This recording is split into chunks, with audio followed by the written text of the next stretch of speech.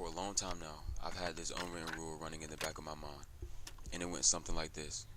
Once I get my discipline down, once I fix my routine, once I stop falling into these old habits, then I'll be ready. Then I'll give my life to God. We treat faith like a finish line we have to qualify for. We think we have to clean up the house before we invite the guests in. But if you're anything like me, you realize that trying to fix your life on your own just leaves you exhausted. You end up spinning your wheels in the same mud. Today, I want to talk about how we got the whole equation backwards.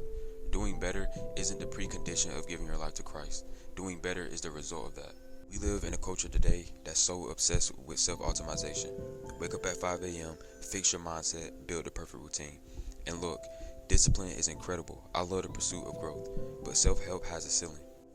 When you try to alter your life strictly through willpower, you're trying to change the fruit of a tree without touching the roots.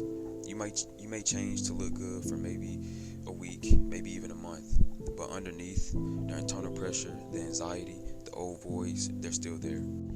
I've spent so much time trying to present a finished product to God. I thought, let me get my trading right, let me get my mindset right, let me get my habits flawless, and then I'll step into the light. The gospel doesn't say rehab yourself and then come to me. It says come to me as you are and then be transformed. There's a profound shift that happens when you finally surrender the project of trying to save yourself. When you give your life to Christ, you aren't signing up for a new set of strict rules to follow. You're shifting your foundation.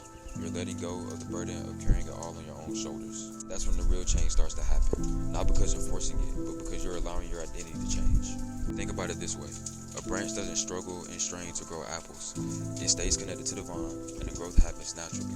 You align your life with Christ, the desire to do better, live cleaner, handle your business with integrity, and to treat people with genuine grace. It all starts feeling like a chore. It becomes a natural byproduct of who you are now. You don't change to get love, you change because you are loved. So if you're watching this, and you're stuck in a cycle of trying to perfect yourself before you take that step of faith, let this be your permission to drop the weight. You don't need to have it all figured out. You don't need a flawless track record. You just need a willing heart. Give him the broken pieces, the uncontrolled thoughts, and the unfinished journey. Let God do the heavy lifting and watch how your life naturally starts to fall into place.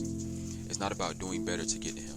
It's about letting him in and pushing to be the person you were always meant to be. If this video touched your heart in any way, even if it just makes you want to read a verse, don't be afraid to share. Thanks for sitting with me. Talk soon.